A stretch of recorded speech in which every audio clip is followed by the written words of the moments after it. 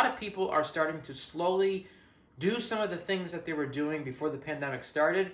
Maybe you're starting to go to the gym. So I wanted to make a video putting together some tips to help you get back into that old routine and get started with your new fitness goals. So the first thing I want you to think about here is you need to not be too hard on yourself. Let's say you've been out of the gym for over a year. It's not going to necessarily be a quick thing like that where you're right back to where you were before. Maybe, depending what you've been doing for the last year, it could take time for your body and your mind to adjust. And don't be too hard on yourself if you're not meeting the expectations that you had for yourself. Give yourself that time to adjust and get back into the swing of things. Which brings me into the next tip. Strive for consistency, but don't dwell on perfection. Maybe you don't have a great workout. Maybe you slip on your diet, or you don't meet your calorie intake, or you go over your calorie intake. That is perfectly okay. Having one or two slip-ups here and there is not going to break your progress. It's not going to mess everything up.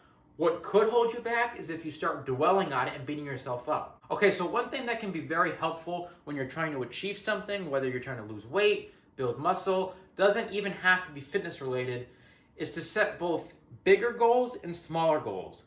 So you have that big, large goal that you're trying to work towards. Maybe, let's say you're trying to gain 50 pounds, right? You're trying to gain 50 pounds, so you have this big goal that you're trying to work towards. Breaking that goal up into smaller individual goals can help you achieve that bigger goal, because those smaller goals act as stepping stones towards that larger goal. So maybe use the 50-pound example. So you want to gain 50 pounds.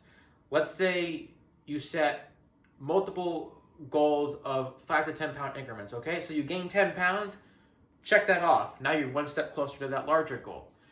Versus if you just set the bigger goals, sometimes for some people it can be kind of intimidating, and you can get discouraged if you think that progress is not happening fast enough. But when you're setting the smaller goals, it's more easier for you to gauge that progress and see, okay, I started here, I've already checked off all these goals. Versus if you're starting here and you're trying to get here, you might not think you're making as much progress, but when you see those individual goals that you set for yourself, you realize, oh, okay, I'm on the right track. Okay, so the last thing I want to talk about here is motivation.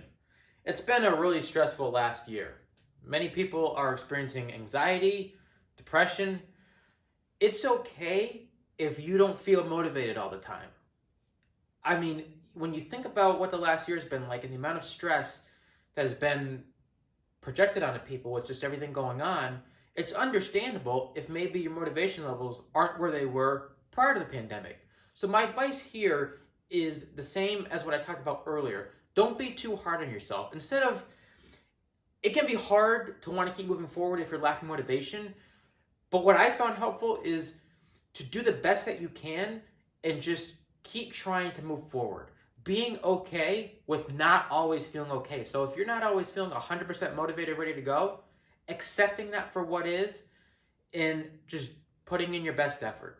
That's the best advice I can give you, is do the best that you can and understand that it's okay to not always feel okay. It's okay to not always be 100%. So that's going to conclude this video. I hope you guys found value in it. If you did, please consider giving the video a like, comment down below, let me know your thoughts or if you have any questions. If you'd like to support the channel, please subscribe, and I'll see you guys next time. Stay strong, stay safe, chase after your goals, and keep putting in the work.